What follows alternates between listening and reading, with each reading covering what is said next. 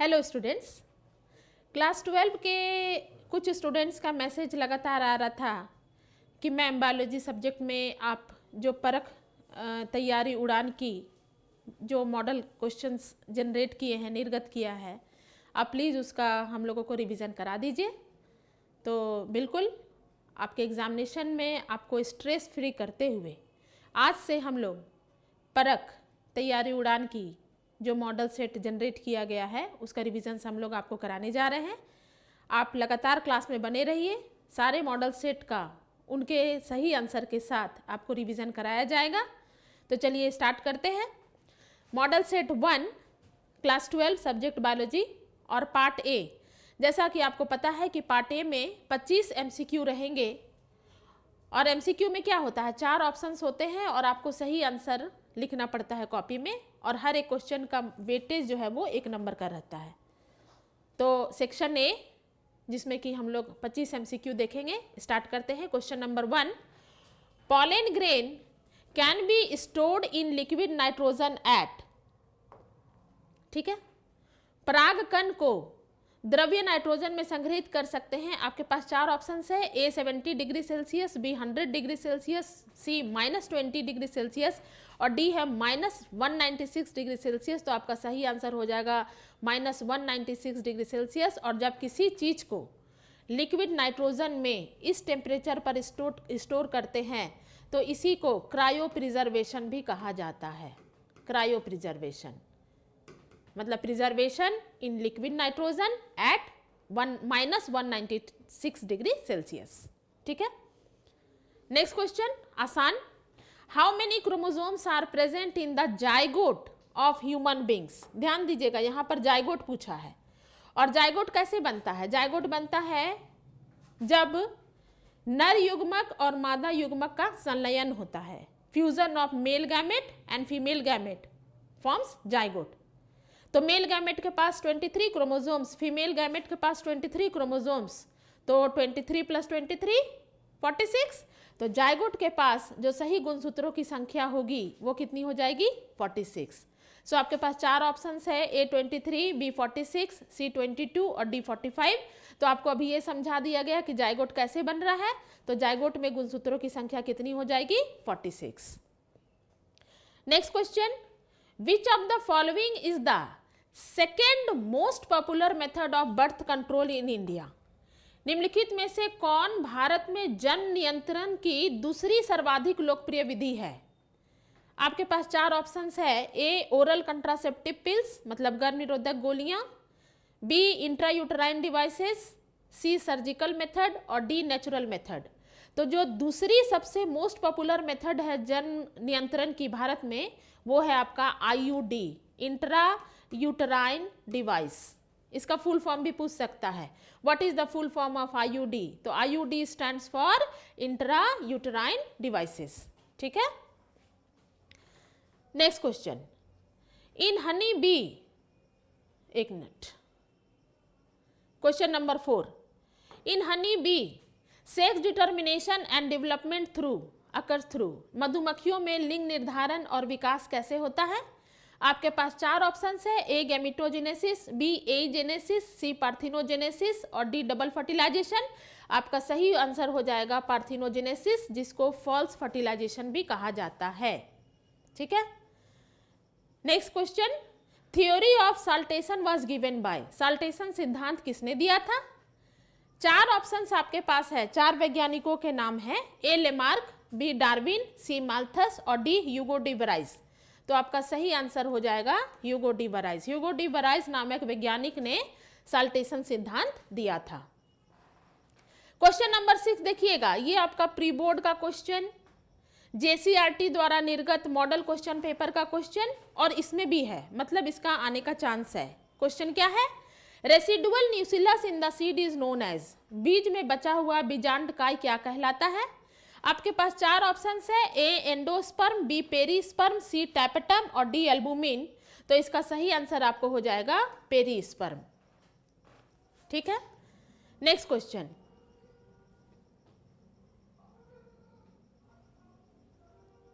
The sap of, question number 7, the sap of which plant is used for making toddy, a traditional drink of southern India. दक्षिण भारत के पारंपरिक पेय टोडी किस वृक्ष के स्रोत से प्राप्त किया जा सकता है? तो टोडी हम लोग ताड़ के पेड़ से प्राप्त करते हैं। सही आंसर ताड़ है। तो आपके पास 4 ऑप्शंस था, ए पाम, बी डेट, सी बनाना और डी पपाया। तो टोडी नामक पेय पदार्थ जो है वो पाम यानी कि ताड़ के वृक्ष से प्राप्त किया जा सकता है। ठीक है, नेक्स्ट क्वेश्चन, ये क्वेश्चन भी मॉडल में था। Question number 8, the flower which never open are called, वह पुष्प जो कभी नहीं खिलता है वो क्या कहलाता है? देखिएगा, आपके पास 4 ऑप्शंस है, ए होमोगेमस, बी क्लिस्टोगेमस, सी डाइकोगेमस और डी हेट्रोगेमस। तो अ flower which never open, never open मतलब हम लोग क्लोज्ड भी कह सकते हैं, जो कभी नहीं खुल रहा है, तो मतलब बंद है, बंद का English closed.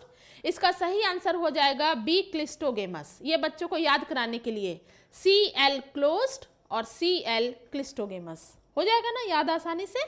So the flower which never open are called cleistogamous flower. ठीक है, बढ़ते हैं अपने आगे क्वेश्चन की ओर। ये भी important question, question number 9, cyclosporin A is obtained from, cyclosporin A is obtained from, ये उसमें था जिसमें कि माइक्रोब्स इन ह्यूमन वेलफेयर, हम लोग इसके पहले के क्लास में ये ऑब्जेक्टिव सॉल्व कर चुके हैं। अगर आप मेरा वो क्लास देखे हैं तो अभी तक आप आंसर दे दिए होंगे। साइक्लोस्पोरिन ए को किससे प्राप्त किया जा सकता है? आपके पास 4 ऑप्शन है, इकोलाई, बैसिलस पॉलीमेक्सा, ट्राइकोडर्मा पॉलीस्पोरम और एस्परजिलस। तो साइक्लोस्पोरिन ए जो है वो सी ट्राइकोडर्मा पॉलीस्पोरम से प्राप्त किया जाता है। और साइक्लोस्पोरिन ए क्या है? साइक्लोस्पोरिन ए जो है वो क्या है? वो एक इम्यूनो सप्रेसिव एजेंट है ना। ये मेरे पहले के क्लास में आपको बताया गया है। ये सब इम्यूनो सप्रेसिव एजेंट है जिसको ट्राइकोडर्मा पॉलीस्पोरम से प्राप्त करते हैं। ठीक है, question number 10, cirrhosis is related to, इसका भी रिवीजन आपको पहले करा दिया गया है। तो cirrhosis is related to A lungs, B kidney, C brain और डी लीवर। तो हम लोगों को पता है कि लीवर, सिरोसिस वर्ड किससे रिलेटेड है? लीवर। जब कभी अत्यधिक अल्कोहल का यूज किया जाता है तो लीवर में सिरोसिस नामक बीमारी होती है। Question number 11, the site of fertilisation in human female, है ना, मानव में निषेचन का स्थान क्या है? फीमेल बॉडी में कहाँ पर निषेचन होता है? आपके पास 4 ऑप्शन है, ए एम्पुला, बी यूट्रस, सी ओवरी और डी स्थमस। तो सही आंसर हो जाएगा एम्पुला, जो कि फेलोपियन ट्यूब, डिंब वाहिनी का एक भाग है। एम्पुला में फर्टिलाइजेशन होता है। Question number 12, which of the following is not a major abiotic factor of the ecosystem. Not पे आपका ध्यान जाएगा। जब भी हम लोग इस तरह का क्वेश्चंस करते हैं तो आप मेरे क्लास में बार बार देख रहे होंगे कि मैम आपको नॉट वाले क्वेश्चन में नॉट को जरूर अंडरलाइन करती है कि जो नहीं है वही सही आंसर है। तो इसमें से 4 है, A temperature, B soil, C water और डी बैक्टीरिया। इनमें से अजैव कारक कौन है? तो हम लोगों को पता है कि इकोसिस्टम वाले में, इकोसिस्टम चैप्टर में आपको एबायोटिक फैक्टर और बायोटिक फैक्टर बताया गया है। एबायोटिक मतलब नॉन लिविंग और बायोटिक मतलब सजीव। तो एबायोटिक में नहीं है, तो A temperature, B soil, C water, D bacteria. तो ये जो है ये सही आंसर हो जाएगा डी बैक्टीरिया। ये बायोटिक फैक्टर होगा। यहाँ पर पूछ रहा है कि कौन एबायोटिक फैक्टर नहीं है, सो सही आंसर बैक्टीरिया। ये क्वेश्चन भी आपको मॉडल सेट में कराया गया है। Question number 13, pyramid of number is, pyramid का नंबर कैसा होता है? आपके पास 4 ऑप्शन है, A always upright, B always inverted, C either upright और इन्वर्टेड और डी नाइदर अपराइट और इन्वर्टेड। तो ये क्वेश्चन आपको एक्सप्लेनेशन के साथ मॉडल टेस्ट में पूरा समझा दिया गया है। तो जो पिरामिड ऑफ नंबर होता है वो कभी सीधा और कभी उल्टा होता है, आइदर अपराइट और इन्वर्टेड। सो सही आंसर आइदर अपराइट और इन्वर्टेड। नेक्स्ट क्वेश्चन, अडप्टेशन में बी, अनुकूलन कैसा हो सकता है? आपके पास 4 ऑप्शन है, ए बिहेवियरल यानी कि व्यवहारिक, बी मॉर्फोलॉजिकल यानी कि आकारिकी, सी फिजियोलॉजिकल यानी कि शारीरिकी, और डी ऑल ऑफ दिस। तो अडेप्टेशन जो है वो बिहेवियरल भी हो सकता है, मॉर्फोलॉजिकल भी हो सकता है, फिजियोलॉजिकल भी हो सकता है। सो सही आंसर ऑल ऑफ दिस। ठीक है, next question, question number 15।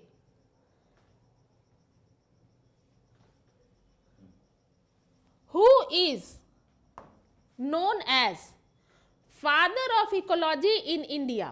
Bharat में परिस्थिति के पिता कौन है? तो father of ecology in India कौन है? 4 ऑप्शंस है, A Ramdev Mishra, B M S Swaminathan, C Tansley और डी नन ऑफ दिस। तो आपको बता दें कि भारत में परिस्थिति के जनक जो है वो रामदेव मिश्रा हैं। एम एस स्वामीनाथन जिनका हरित क्रांति से संबंध है, ग्रीन रिवोल्यूशन से।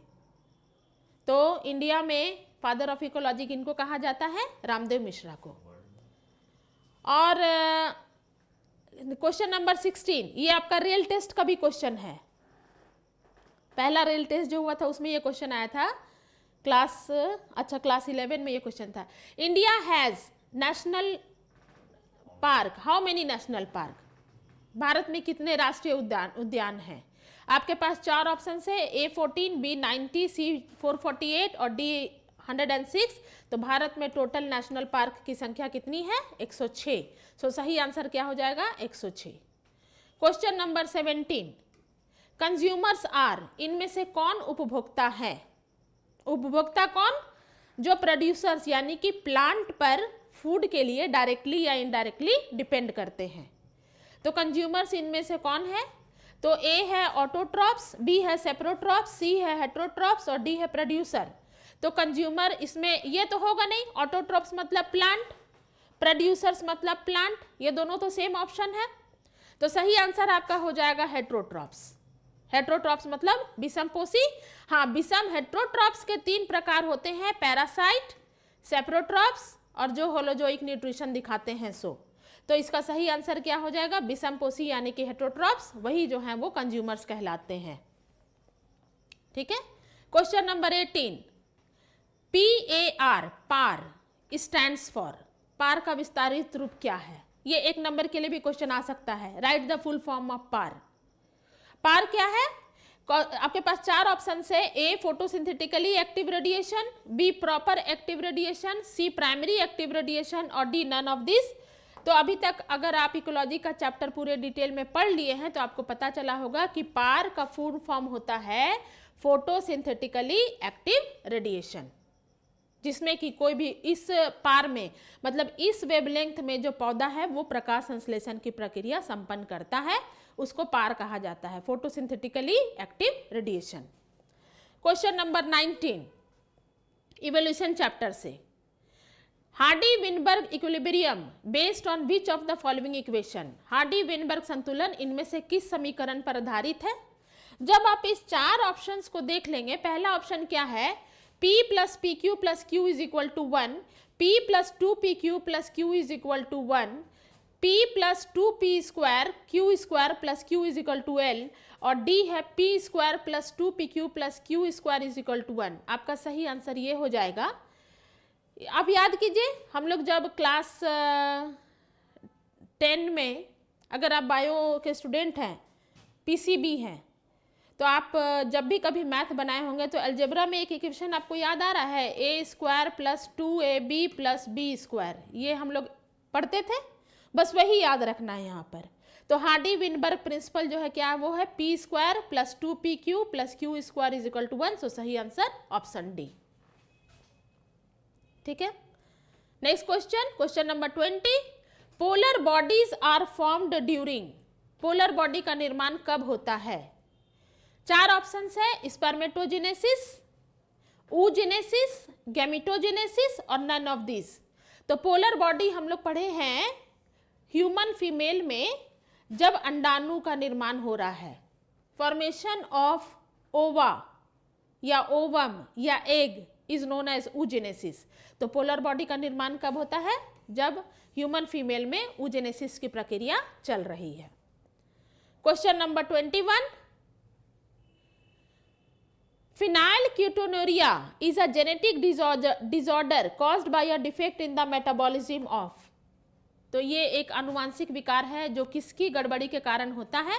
4 ऑप्शंस है, fatty acid, vitamin, amino acid और ऑल ऑफ दिस। आपका सही आंसर हो जाएगा अमीनो एसिड, जिसमें आप ध्यान से पढ़िए ग्लूटामिक एसिड और वैलिन की बात की गई है 6th पोजीशन पे, वो इसका सही आंसर क्या हो जाएगा, amino acid. Next question, genes for colour blindness in human are carried by. मानव में वर्णांधता कलर ब्लाइंडनेस के जीन के वाहक कौन है। तो कलर ब्लाइंडनेस के जो कैरियर्स होते, जीन जो कैरी होते हैं वो माँ के थ्रू होते हैं।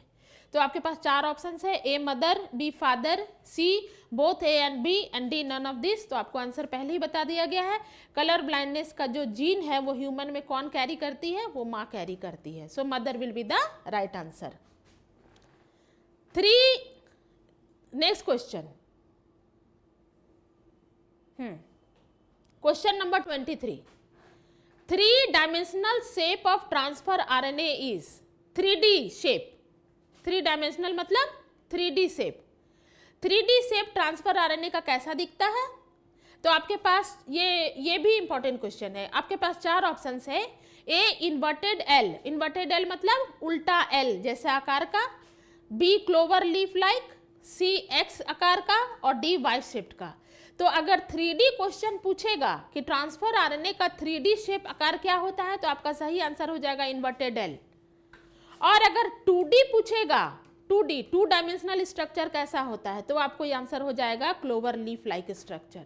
पर यहाँ 3D पूछा है, 3 डायमेंशनल, तो 3 डायमेंशनल कैसा है, इन्वर्टेड एल शेप मतलब उल्टा एल आकार का। ठीक है। Question number 24, DNA is acidic. DNA का full form deoxyribonucleic acid है ना, डीऑक्सी राइबोन्यूक्लिक अम्ल। वो अम्लीय डीएनए के अम्लीय होने का कारण क्या है। आपके पास 4 ऑप्शंस है। ऑप्शन ए है सुगर, बी है प्यूरिन, सी है फॉस्फेट ग्रुप और डी है पैरामिडिन। तो डीएनए अम्लीय इसलिए है क्योंकि उसके पास फॉस्फेट है, फॉस्फोरिक एसिड है, इसीलिए वो अम्लीय है। प्यूरिन तो होगा नहीं। प्यूरिन किसको बोलते हैं, प्यूरिन बोलते हैं एडेनिन और ग्वानिन को, है ना। तो ये कोई कारण नहीं है कि इसके चलते डीएनए अम्लीय हो जाएगा। और पैरामिडिन में हम लोग क्या पढ़े हैं, पैरामिडिन में हम लोग पढ़े हैं एक साइटोसिन, दूसरा थाइमिन और अगर आरएनए की बात करें तो उसमें यूरेसिल। ये तीनों पैरामिडिन है। तो ये कोई कारण नहीं है कि इसके चलते डीएनए अम्लीय होगा। तो डीएनए के अम्लीय होने का कारण क्या है, फॉस्फेट ग्रुप। ठीक है। सो सही आंसर फॉस्फेट ग्रुप यानी कि phosphoric acid. Question number 25 section A का last question, most common abiotic pollinator is या आर। पॉलिनेटर्स कौन हुए, पॉलिनेटर्स वे हुए जो पॉलिनेशन यानी कि परागन की प्रक्रिया में मदद करते हैं। पॉलिनेशन क्या हुआ, चैप्टर 1 याद कीजिए, sexual reproduction in flowering plant. ये भी आपको मेरे क्लास में समझा दिया गया है कि जब परागकण का स्थानांतरण परागकोश से वर्तिकाग्र की सतह पर हो तो यह प्रक्रिया परागन कहलाती है, पॉलिनेशन कहलाती है। तो इसमें सबसे ज्यादा जो कॉमन परागण करता यानी कि पॉलिन एजेंट कौन है। आपके पास 4 ऑप्शंस है, ए विंड यानी कि हवा, B water, C both A and B और डी बीज। तो सबसे ज्यादा अगर पॉलिनेशन होता है तो वो हवा के मदद से होता है। हवा मदद करती है कि परागकण का स्थानांतरण परागकोश से वर्तिकाग्र की सतह पर हो। सो मोस्ट कॉमन क्या है, विंड। तो स्टूडेंट्स यहाँ पर आपका सेक्शन ए कंप्लीट हो चुका है। ठीक है, सेक्शन ए मतलब 25 MCQ 4 ऑप्शंस के साथ, जिसमें से जो सही आंसर है उसको आपको अपने कॉपी में लिखना है और वो 25 करना आपको अनिवार्य है। सारे क्वेश्चंस नेसेसरी है अटेम्प्ट करना। चलिए स्टार्ट करते हैं हम लोग सेक्शन बी में। सेक्शन बी में है कि very short answer type questions और इसमें आपको कोई 7 क्वेश्चंस ही करना है। ठीक है, कोई 7 क्वेश्चन ही करना है। ठीक, आपके पढ़ाई को और इंटरेस्टिंग बनाने के लिए सीधे आपको क्वेश्चन और आंसर की ओर हम लोग ले चल रहे हैं। क्वेश्चन नंबर 26, क्वेश्चन नंबर 26 पूछता है, क्वेश्चन आपको दिया हुआ है। अगर आपके मोबाइल में ये परख का मॉडल सेट है तो क्वेश्चंस दिया हुआ है, आंसर आपको समझाया जा रहा है। जरूरत है तो आपके साइड से प्रॉपर रिवीजन की। तो 25 क्वेश्चन हम लोग एमसीक्यू कर लिए हैं। चलिए नेक्स्ट क्वेश्चन में बढ़ते हैं। Question number 26, give an example of man made ecosystem. Man made ecosystem मतलब आर्टिफिशियल इकोसिस्टम जो मानव निर्मित है। ठीक है, तो आपका सही आंसर इसमें हो जाएगा, इसमें सही आंसर है एक्वेरियम और क्रॉप फील्ड। एक्वेरियम जल जीवशाला जिसमें हम लोग मछली का पालन करते हैं, और क्रॉप फील्ड खेत। तो ये कैसा सिस्टम है, इकोसिस्टम है, ये मानव निर्मित है, एक मैन मेड इकोसिस्टम है। तो आपका सही आंसर हो जाएगा या तो आप एक्वेरियम लिखेंगे या क्रॉप फील्ड लिखेंगे। Question number 27, what is gene therapy. Therapy मतलब ट्रीटमेंट, इलाज। तो जीन थेरेपी क्या है, तो आंसर क्या हो जाएगा, gene therapy is a collection of method that allows correction of a gene defect that has been diagnosed in a child और एम्ब्रियो। किसी भी बच्चे या भ्रूण में अगर कोई जीन दोष अगर चिन्हित कर लिया गया है तो उसको जो इलाज किया जा रहा है उस मेथड का नाम क्या है, जीन थेरेपी है। ठीक है, जीन थेरेपी है। Next question, question number 28, define methanogens. Methanogens मतलब क्या हुआ, मीथेन बनाने वाला, उस जीव को मिथेनोजेन कहा जाता है। और कौन बना रहा है, बैक्टीरिया बना रहा है। सो सही आंसर क्या हो जाएगा, सर्टेन बैक्टीरिया। क्वेश्चन पूछ रहा है डिफाइन मिथेनोजेंस, सो आपका सही आंसर हो जाएगा certain bacteria which grow anaerobically on cellulosic material produce large amount of methane, methane मतलब CH4 along with CO2 and H2. These bacteria are collectively called methanogens. मतलब methane बनाने वाले बैक्टीरिया को methanogens कहा जाता है। सिंपल सा आंसर, और वही इसमें समझाया गया है। तो मीथेन के साथ साथ वो कार्बन डाइऑक्साइड और H2 भी बनाते हैं। एनारोबिकली मतलब ऑक्सीजन की उपस्थिति में, एब्सेंस ऑफ ऑक्सीजन। जितने भी मीथेन बनाने वाले बैक्टीरिया हैं उनको ऑक्सीजन नहीं चाहिए, वो एनारोबिक बैक्टीरिया होते हैं। हो गया क्लियर। क्वेश्चन नंबर 29 बहुत आसान। क्वेश्चन नंबर 29 है write the full form of LAB, lab. तो लैब का फुल फॉर्म क्या हो जाएगा, लैक्टिक एसिड बैक्टीरिया, जिसका यूज हम लोग कर्ड निर्माण यानी कि दही के निर्माण में हम लोग पढ़ते हैं। सो LAB का फुल फॉर्म क्या हो जाएगा, लैक्टिक एसिड बैक्टीरिया, दही बनाने वाला बैक्टीरिया। क्वेश्चन नंबर 30, हीरोइन और smack are obtained from. Heroin और स्मैक को कहाँ से प्राप्त किया जा सकता है, तो आपका सही आंसर हो जाएगा हीरोइन और स्मैक जो है वो पॉपी प्लांट के लेटेक्स से प्राप्त किया जाता है। और पॉपी प्लांट का वैज्ञानिक नाम क्या हो गया, पापावर सोमनीफेरम। पापावर सोमनीफेरम ये पॉपी प्लांट का वैज्ञानिक नाम है। और उसके लैटेक्स से मतलब हीरोइन या स्मैक पोस्ता के पौधे से के लैटेक्स से प्राप्त किया जाता है। ठीक है। क्वेश्चन नंबर 31, क्वेश्चन नंबर 31 है write the name of widely used diagnostic test for AIDS. मतलब कि एड्स के परीक्षण के लिए प्रयुक्त जांच का नाम लिखे। आंसर आपको बताया गया है जब हम लोग MCQ कर रहे थे।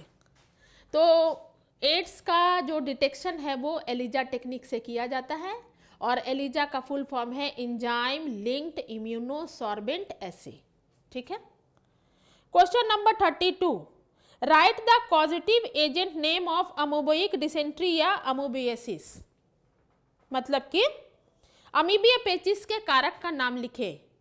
तो आंसर हो जाएगा उसका कारक कौन है, किसके चलते अमोबोइक डिसेंट्री होता है, वो होता है एक प्रोटोजोआ है जिसका नाम है एंटा अमीबा हिस्टोलिटिका। अमीबा और एंटा अमीबा दो चीज है, कंफ्यूज नहीं करना बच्चा लोग। सो एंटा अमीबा हिस्टोलिटिका के चलते अमोबोइक डिसेंट्री, जिसको आप अमोबियसिस या अमीबीय पेचिस कहते हैं, उसके चलते होता है। Question number 33, write the full form of VNTR। VNTR का विस्तारित रूप लिखें तो VNTR का फुल फॉर्म है variable number of tandem repeats. ठीक है, variable number of tandem repeats VNTR। Question number 34, in the later phase of pregnancy which hormones are secreted by ovary. गर्भावस्था के अंतिम अवस्था में अंडाशय द्वारा किस हार्मोन का स्रावन होता है? तो आपका सही आंसर हो जाएगा, उस हार्मोन का नाम है रिलैक्सिन। जब बॉडी, ह्यूमन बॉडी जो है, फीमेल बॉडी अपने को तैयार करता है डिलीवरी के लिए, तो हार्मोन का नाम क्या है? रिलैक्सिन।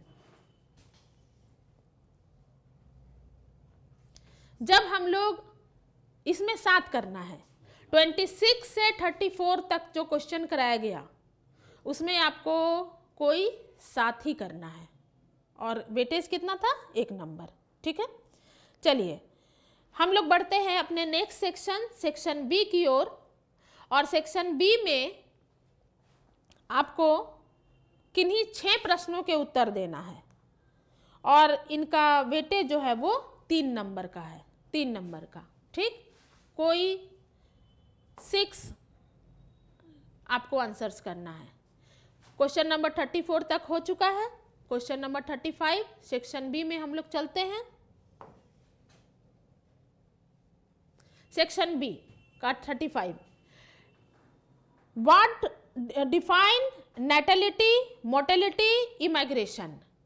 नेटलिटी मतलब होता है जन्म दर, मोर्टेलिटी मतलब होता है मृत्यु दर, और इमाइग्रेशन मतलब होता है उत्प्रवासन, एक जगह से दूसरी जगह छोड़ के जाना। अगर आ रहा है तो वहां पर स्पेलिंग आई हो जाएगा इमाइग्रेशन, और अगर छोड़ करके जा रहा है तो ई हो जाएगा, ई से एग्जिट होता है ना। तो डिफाइन नेटलिटी, जन्म दर क्या है? तो जन्म दर मतलब क्या होता है? Natality refers to the number of birth during a given period in the population that are added to the initial density. मतलब एक दिए गए अवधि के दौरान जो जन्म हो रहा है उसको जन्म दर कहते हैं। गिवन पीरियड, अगर ये गिवन पीरियड है तो वहां पर हम लोग दर लगा देते हैं। So natality refers to the number of birth during a given period in the population that are added to the initial density. इसको जन्म दर या नेटलिटी कहा जाता है। मोर्टेलिटी, मोर्टेलिटी मतलब क्या हुआ? मृत्यु दर।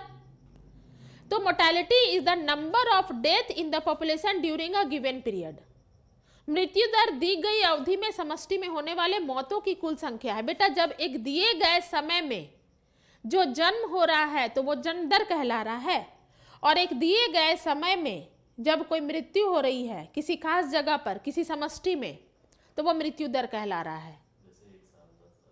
ठीक है, कुछ दिया गया टाइम है, उस समय जो जन्म हो रहा है तो जन्म दर, और एक दिए गए अवधि में, गिवन पीरियड में जो मृत्यु हो रहा है वो मृत्यु दर। ठीक, और क्या था? 3 नंबर का है तो 3 आपको पूछा गया है। 3 में है इमाइग्रेशन। यहाँ पर देखना स्पेलिंग का, अगर ये ई है तो ई मतलब जाना, और यही चीज अगर आई रहता तो आना। यहाँ पर है ई है मतलब कि छोड़ के जाएंगे। तो इमाइग्रेशन मतलब immigration is the number of individuals of the population who left the habitat and gone elsewhere during the time period under consideration.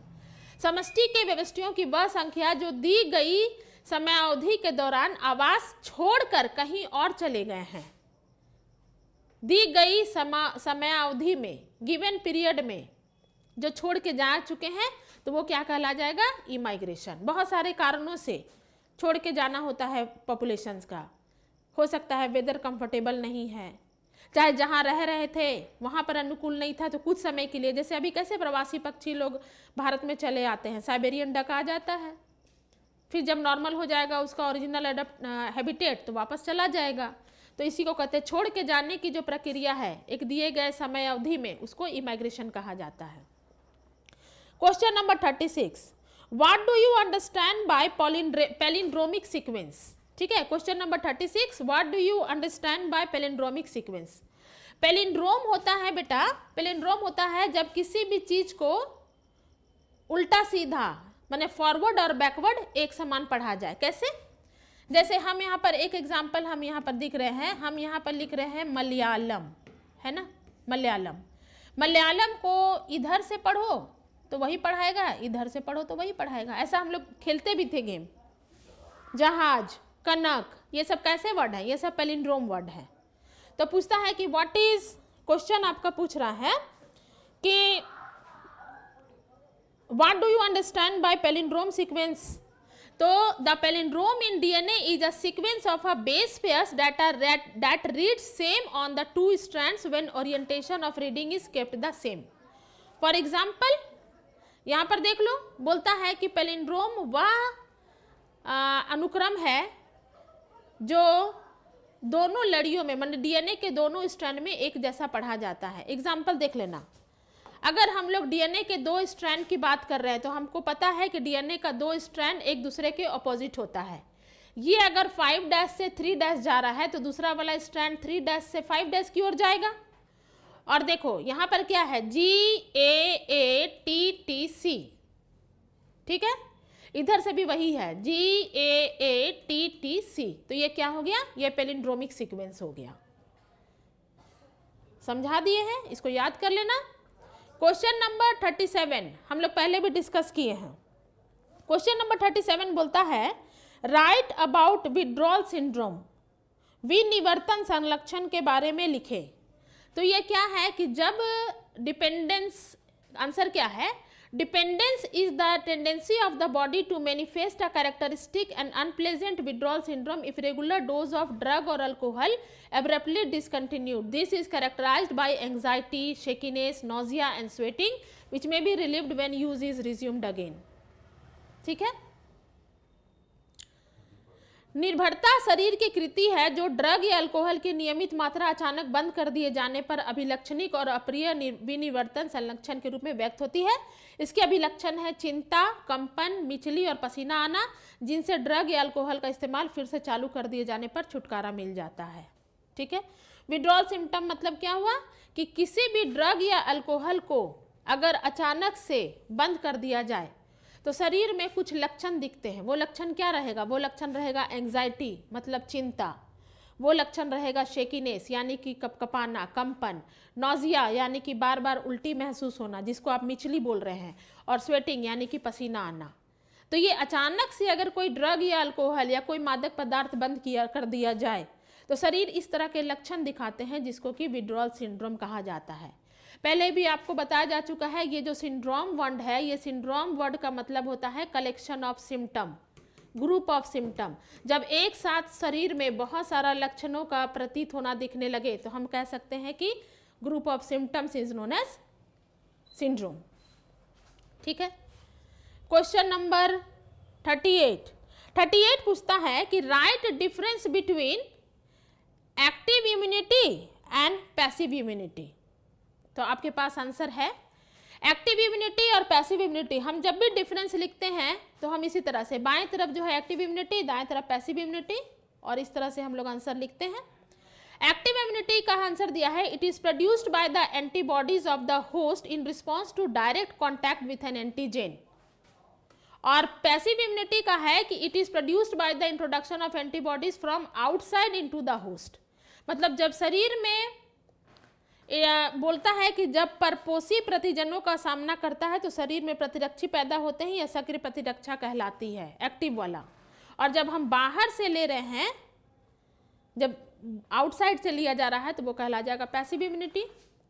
B है, सेकेंड है it produces an immunological memory, it does not produce immunological memory. और third है there is no side effect, कोई side effect नहीं है। और इसमें है इट मे कॉज रिएक्शंस। तो इस तरह का जो अंतर वाला क्वेश्चन है वो याद करना बहुत आसान होता है। आप एक साइड का याद कर लीजिए, जैसे इसमें आप देखिए it produces an immunological memory, तो it does not produce immunological memory. कितना आसान है answer. There is no side effect, कोई साइड इफेक्ट नहीं है, इट मे कॉज रिएक्शंस। तो इसको याद कर लीजिएगा, एक्टिव इम्यूनिटी और पैसिव इम्यूनिटी में अंतर। और इसी तरह सजा के लिखना है, बीच में लाइन ड्रॉ रहेगा, एक्टिव इम्यूनिटी पैसिव इम्यूनिटी। अंतर वाला क्वेश्चन हम लोग इसी तरह से अटेम्प्ट करते हैं। ठीक है। Question number 39 discuss about human genome project. Human genome project क्या है? ह्यूमन जीनोम प्रोजेक्ट एक मेगा प्रोजेक्ट है।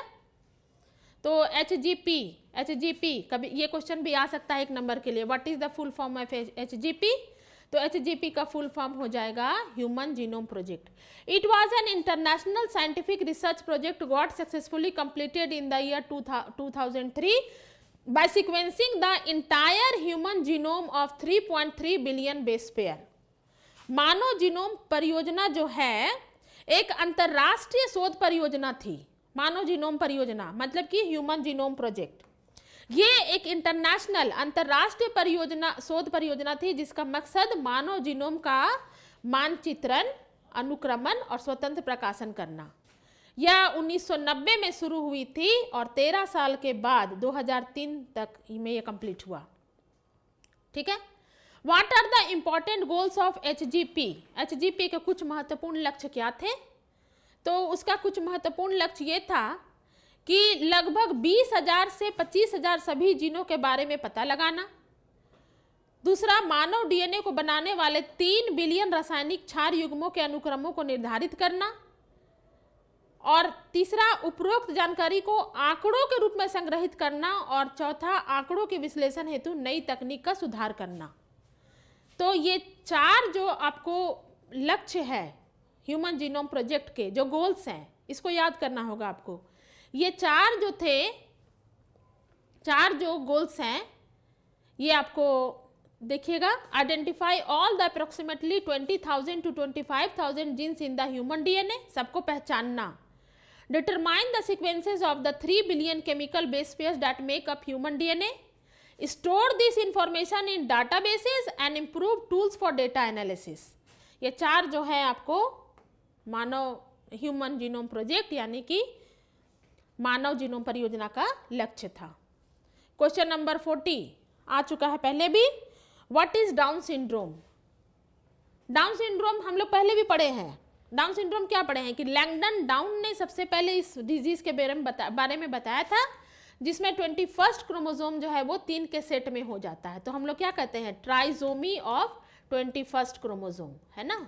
इसमें जब इस तरह का स्थिति आएगा तो डाउन सिंड्रोम होता है। तो द कॉज ऑफ दिस, कैसा डिसऑर्डर है, कैसा बीमारी है? ये जेनेटिक डिसऑर्डर है।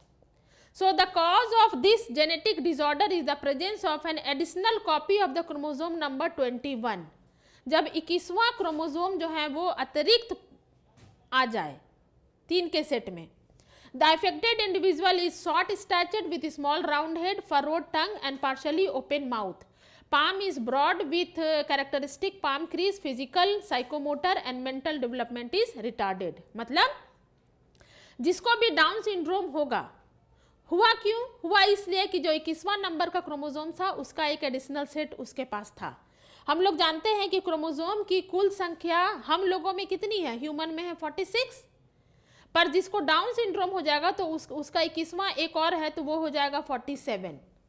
ठीक है। तो ये इसमें क्या होता है, जिस व्यक्ति को डाउन सिंड्रोम होता है वह व्यक्ति छोटे कद का होता है, छोटा गोल सिर होगा, जीभ में खांच होगा और मुंह हमेशा उसका आंशिक रूप से खुला रहेगा। हथेली कैसी होगी? हथेली चौड़ी होगी और हाथों की जो रेखा है, जो पाम क्रीज है, वह क्लियरली पता चलेगा। और शरीर में फिजिकल डिग्रोथ, साइकोमोटर और मेंटल डेवलपमेंट जो है वो नहीं होगा, कम होगा। मानसिक विकास उस आदमी का रुक जाएगा, कम होगा। तो ये सारे लक्षण जो है वो डाउन सिंड्रोम की ओर इंडिकेट करते हैं, जो कि एक जेनेटिक डिसऑर्डर है, क्रोमोसोमल डिसऑर्डर है। ठीक है। Question number 41, explain infertility. Infertility मतलब जब कोई कपल चिल्ड्रन प्रोड्यूस करने के काबिल नहीं है, इनफर्टिलिटी। तो इनफर्टिलिटी क्या है? Infertility is a condition of inability to conceive और produce children the couple even after 2 years of unprotected sexually cohabitation. वह स्थिति जिसमें 2 वर्षों के उन्मुक्त एवं असुरक्षित सहवास के पश्चात भी कोई दंपति संतान उत्पन्न करने में सक्षम नहीं हो पाते हैं, तो उसी को बंध्यता या इनफर्टिलिटी कहते हैं। ठीक। और दिया है कि the technique by which infertile couple are assisted to have children are collectively called assisted technique। वह तकनीक जो बंध्य दंपतियों को संतान प्राप्ति में सहायता करती है उसको सहायक जनन प्रौद्योगिकी कहा जाता है। AST, assisted reproductive technique, AST कहा जाता है। ठीक है। Question number 42, draw a label diagram of sperm. यहाँ पर आपको डायग्राम प्रैक्टिस करना होगा। ये शुक्राणु का डायग्राम है, male gamete, human male gamete. इस डायग्राम को प्रैक्टिस करना होगा। आप देख रहे हैं कि प्लाज्मा मेम्ब्रेन, हेड, जो हेड के आगे नुकीला हुआ पार्ट है वो एग्रोजोम, न्यूक्लियस कंटेनिंग क्रोमोसोमल मटेरियल, ये इसका नेक। तो ह्यूमन स्पर्म के 3 पार्ट होते हैं, हेड, नेक, मिडिल पीस और टेल, है ना, 4 पार्ट होते हैं। तो आपको स्पर्म का डायग्राम बनाना है, वहाँ पर प्रैक्टिस करना होगा। हेड के आगे जो नुकीला भाग है और जो आउटग्रोथ है उसको एक्रोजोम कहते हैं। साथ ही साथ इसके मिडिल पीस में आप देखिए माइटोकॉन्ड्रिया है और यही एनर्जी सोर्स है। माइटोकॉन्ड्रिया में क्या होता है, माइटोकॉन्ड्रिया से ATP का निर्माण होता है। इसी से स्पर्म को स्विम करने, मतलब एक जगह से दूसरे जगह जाने में मदद मिलता है। और ये टेल के मदद से वो मोबाइल है, मूव करता है एक जगह से दूसरे जगह। तो ये डायग्राम आपको प्रैक्टिस करना होगा अपने बुक से, figure of structure of sperm. ठीक है। आपका यहाँ पर पार्ट बी कंप्लीट हो गया। पार्ट बी कंप्लीट करने के बाद हम लोग बढ़ते हैं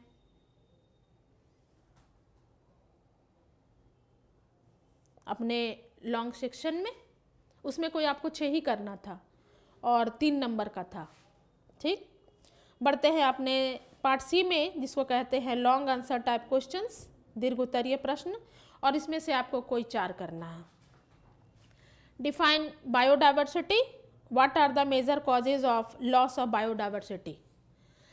बायोडाइवर्सिटी, बायो मतलब लिविंग और डाइवर्सिटी मतलब विविधता। विभिन्न प्रकार के जीव जो इस पृथ्वी पर पाए जाते हैं उसको बायोडाइवर्सिटी कहा जाता है। जैव विविधता जिसका आंसर है, हिंदी है जैव विविधता। तो बायो पूछता है क्वेश्चन कि इसमें देखिएगा, ध्यान रखिएगा, 2 क्वेश्चन है। पहला क्वेश्चन पूछ रहा है डिफाइन बायोडाइवर्सिटी, वो आपको लिखना है। और तुरंत में फिर दूसरा क्वेश्चन है उसी में, what are the major causes of loss of biodiversity. बेटा तुम लोग ध्यान रखना कि एक क्वेश्चन में कितना आंसर का डिमांड आया है। ऐसा नहीं कि बायोडाइवर्सिटी लिख दिए मेरा हो गया, नहीं, आपको तुरंत उसमें लिखना है कि what are the major causes of loss of biodiversity. तो पहले हम लोग एक का आंसर देते हैं, what is biodiversity. Biodiversity is the variation among living organism from different sources including terrestrial, marine, desert ecosystem and the ecological complexes which they are part। मतलब इन चारों, टेरेस्ट्रियल मतलब स्थलीय, मेराइन मतलब जलीय समुद्री, या ये मेराइन मतलब तो समुद्री होता है, पर यहाँ पर हम लोग जलीय वर्ड भी यूज कर सकते हैं। हो सकता है फ्रेश वाटर में पाया जा रहा है, हो सकता है मेराइन वाटर में पाया जा रहा है। और डेजर्ट मतलब रेगिस्तान में, है ना। तो यहाँ पर जो विभिन्न प्रकार के पेड़ पौधे या जीव जंतु पाए जाते हैं इसी को बायोडाइवर्सिटी कहा जाता है। इंपॉर्टेंस ऑफ बायोडाइवर्सिटी, जैव विविधता का क्या महत्व है, तो ये इकोसिस्टम को बैलेंस करने में महत्वपूर्ण रोल निभाते हैं। सो पहला क्या हो जाएगा, maintaining the balance of the ecosystem. दूसरा है provision of medicine food for the human population, मतलब कि ह्यूमन पॉपुलेशन के लिए दवा भोजन आदि यहाँ से हम लोग प्राप्त कर सकते हैं। और तीसरा है recreation and tourism, cultural value, education and research, मतलब जैव विविधता से मानव जीवन में सांस्कृतिक मूल्य का विकास होता है। जैव विविधता से मनोरंजन, पर्यटन, वातावरण मिलता है। तो ये सारे इंपॉर्टेंस थे बायोडाइवर्सिटी के। 5 नंबर का है तो जाहिर सा बात है कि थोड़ा अच्छे से इन आंसरों को लिखना होगा। अब इसी क्वेश्चन में दूसरा पार्ट था कि major cause of loss of biodiversity, क्या क्या जैव विविधता के ह्रास के कारण है। तो आपके पास जो आंसर आया है वो ये है, बायोडाइवर्सिटी का लॉस क्यों हो रहा है। Natural habitat loss through urbanisation, mining and logging. शहरीकरण के चलते हम क्या कर रहे हैं, जंगलों को आए दिन काट रहे हैं ताकि वहाँ पर अपार्टमेंट कल्चर हम डेवलप कर सकें। सो उनका जो जीव जंतु का जो नेचुरल हैबिटेट है, जो प्राकृतिक आवास है, उसको हम लोग ख़त्म कर रहे हैं, जिसके चलते बायोडाइवर्सिटी का लॉस हो रहा है। दूसरा क्लाइमेट चेंज मतलब जलवायु परिवर्तन। तीसरा है इन्वेजिव स्पेसीज, मतलब किसी बाहरी स्पेसीज का उस क्षेत्र में आक्रमण, ठीक है, कोई दूसरे प्रजाति के लोग आ गए हैं और जहाँ पर जो पहले से रह रहे हैं वो उन पर आक्रमण कर रहे हैं, उनको प्रतिदिन खत्म कर रहे हैं। चौथा है पोल्यूशन यानी कि प्रदूषण, और पांचवा है ओवर एक्सप्लॉयटेशन ऑफ स्पीसीज, मतलब अत्यधिक दोहन। तो ये सारे कारण हैं जिनके चलते बायोडाइवर्सिटी जो है वो लॉस हो रहा है। लॉस क्यों हो रहा है? Natural habitat loss through urbanisation, mining and logging, b climate change, c invasive species, d pollution and e over exploitation of species. अब जाकर के ये क्वेश्चन कंप्लीट हुआ, ठीक है। क्वेश्चन नंबर 44 बहुत आसान। Give an account of energy flow in an ecosystem. हम लोग जानते हैं कि किसी भी इकोसिस्टम में जो एनर्जी फ्लो है वो हमेशा कहाँ से होता है। देखो तुमको याद आ रहा होगा वो डायग्राम, ये सन है, सन से एनर्जी गया प्लांट की ओर, और प्लांट से उसको जो खा रहा है वो क्या कहलाता है? वो कहलाता है हार्बीवोर्स, और हार्बीवोर्स को कौन खाता है? कार्निवोर्स। ये कार्निवोर्स फिर हो जाता है कि प्राइमरी लेवल का है कि सेकेंडरी है कि टर्शियरी है। पर हमेशा जो एनर्जी फ्लो किसी इकोसिस्टम में होता है वो सन से प्लांट की ओर होता है, और इसीलिए हम लोग यहाँ पर होता है कि वो कहते हैं कि वो एक ही डायरेक्शन में होता है, इट इज़ यूनिडायरेक्शनल, है ना। ये एनर्जी फ्लो का नियम है। ऊर्जा प्रवाह हमेशा एक दिशा से होगा, सूर्य से पौधे और पौधे से हार्बीवोर कार्निवोर, ठीक है। और एक चीज़ और तुम लोग को बताया गया होगा कि एक पोषी स्तर से दूसरे पोषी स्तर में सिर्फ और सिर्फ 10% एनर्जी ट्रांसफर होता है। तो आंसर है, क्वेश्चन क्या है कि give an account of energy flow in an ecosystem. ये इकोलॉजी सेगमेंट से उठाया गया है। तो आंसर क्या है? Energy flow of an ecosystem is the movement of energy through living organism from the sun to the consumer. कौन सा एनर्जी? सोलर एनर्जी, है ना। कौन सा एनर्जी? सोलर एनर्जी, सौर ऊर्जा। सोलर एनर्जी, सूर्य से आने वाला ऊर्जा, सौर ऊर्जा, इसकी बात कर रहा है। The sun is the primary energy source for most of the ecosystem. The energy flow takes place via food chain and food web. During the process of energy flow in the ecosystem, plant being the producer absorbs sunlight with the help of chloroplast. और कौन सी प्रक्रिया? Photosynthesis. तो plant उसी से के समय सौर ऊर्जा को कैप्चर करती है और अपना भोजन बनाती है।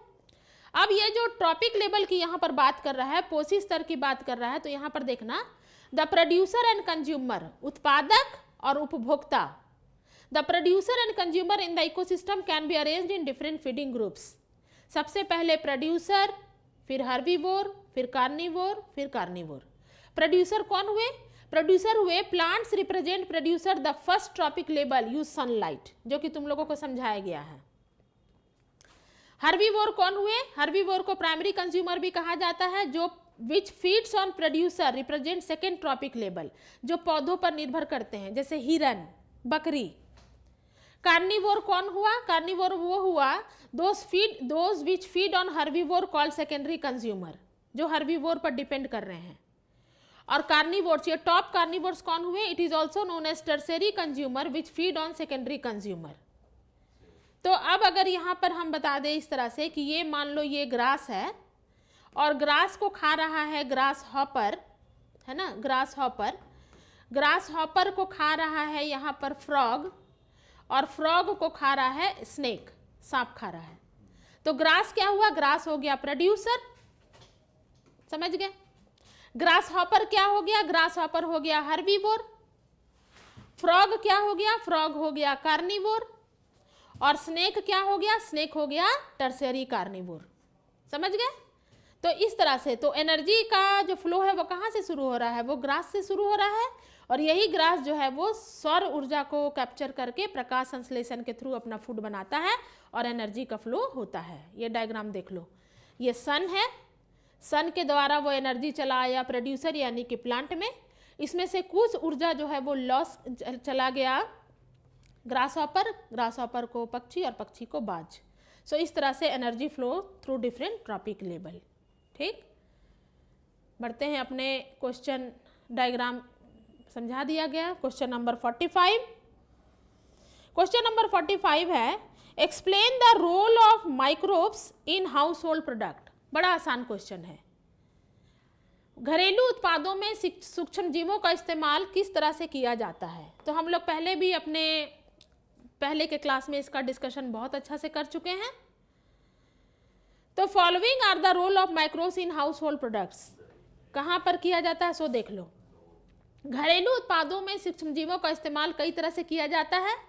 पहला, सूक्ष्मजीवों का इस्तेमाल खाद्य उत्पादों के निर्माण में किया जाता है। दही बनाने में दूध में लैक्टोबैसिलस सूक्ष्मजीव का इस्तेमाल किया जाता है, जिसका फुल फॉर्म LAB अभी तुमको याद कराया गया था।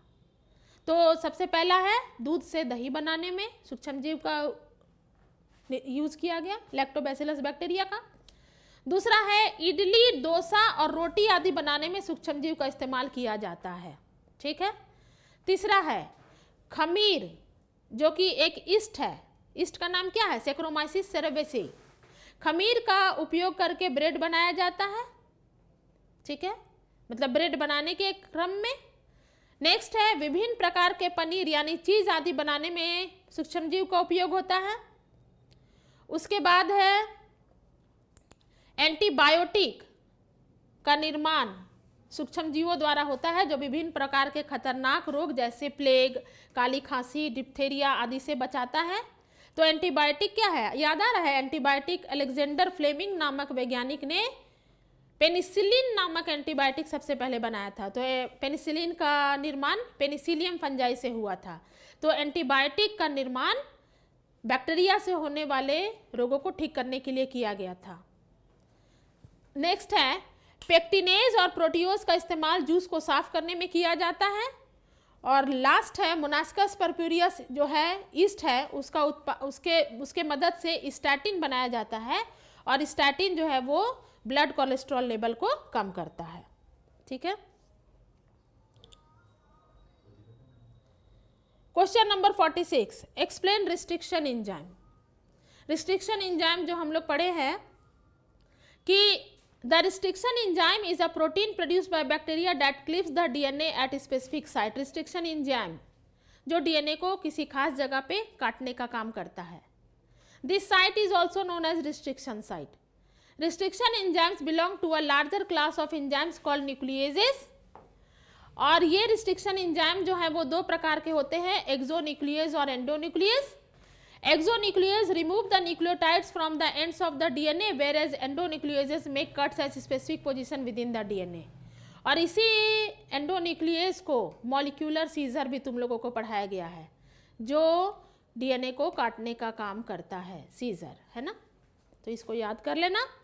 और आज का लास्ट क्वेश्चन जो कि तुम लोगों को चैप्टर 1 में समझाया जा चुका है कि explain the double fertilisation with suitable diagram, दोहरा निषेचन। याद करो, जब यहाँ पर परागकण, ये डायग्राम तुम्हारे बुक में दिया हुआ है, जब यहाँ पर ये क्या है, ये है परागकण। ठीक है, पॉलिन ग्रेन। इस डायग्राम को अच्छे से समझ लो। जब यहाँ पर ये परागकण वर्तिकाग्र की सतह पर आया तो ये यहाँ पर जर्मिनेट किया, परागनली का यानी कि पॉलन ट्यूब जो है वो विकसित हुआ, और परागकण से दो मेल गैमेट, एक मेल गैमेट जो है वो परागनली से होते हुए जा करके एग सेल यानी कि फीमेल गैमेट से फ्यूज कर गया। तो फ्यूजन बिटवीन एक मेल गैमेट और egg cell is known as fertilisation. तो यहाँ पर पहला फर्टिलाइजेशन हुआ। इसी क्रम में जो दूसरा मेल गैमेट था, जो दूसरा नर युग्मक था, वो भी परागनली से होते हुए जा करके पोलर न्यूक्लियाई से फ्यूज कर गया, दूसरा मेल गैमेट। ध्यान देना डायग्राम पे, एक फ्यूजन हो रहा है मेल गैमेट और एग सेल। एग सेल क्या है? फीमेल गैमेट है। तो एक फ्यूजन हो रहा है मेल गैमेट और फीमेल गैमेट में, एक फर्टिलाइजेशन, और दूसरा फ्यूजन हो रहा है मेल गैमेट और पोलर न्यूक्लियाई में, ये दूसरा फर्टिलाइजेशन। तो जब एक एम्ब्रियो सैक में दो फर्टिलाइजेशन हो रहा है तो इसको कहते हैं डबल फर्टिलाइजेशन, है ना। ये बहुत अच्छे से मेरे उस क्लास में समझाया गया है, वो क्लास एक बार फिर से अटेंड कर लेना ताकि तुम इस क्वेश्चन को लिख सको। चूंकि 5 नंबर का क्वेश्चन है तो डायग्राम बना के ही एक्सप्लेन करना होगा। डबल फर्टिलाइजेशन एंजियोस्पर्मिक पौधों का कैरेक्टरिस्टिक फीचर होता है। तो पूरे डिटेल में आपको जो परख का पहला मॉडल सेट था वो अच्छे से रिवाइज करा दिया गया है। बेटा सारे क्वेश्चंस को ध्यान से पढ़ो, एक एक आंसर को समझो, कहीं कहीं पर कुछ याद करने का भी ज़रूरत है, उसको याद करो, रिलैक्स्ड रहो, रिटन प्रैक्टिस करो। सिर्फ बोल के रिवीजन कर रहे हैं, ये खुद से धोखा है। जो भी आंसर को याद करो तुरंत लिखो, रिटन रिवीजन बहुत ज़रूरी है ताकि तुम एग्जामिनेशन में अच्छे से आंसर कॉन्फिडेंटली लिखो, अच्छे नंबर से पास करो, रिलैक्स्ड रहो, अपने हेल्थ का केयर करो। और फिर हम लोग अगले क्लास में परख के मॉडल सेट 2 के साथ मिलते हैं। Thank you.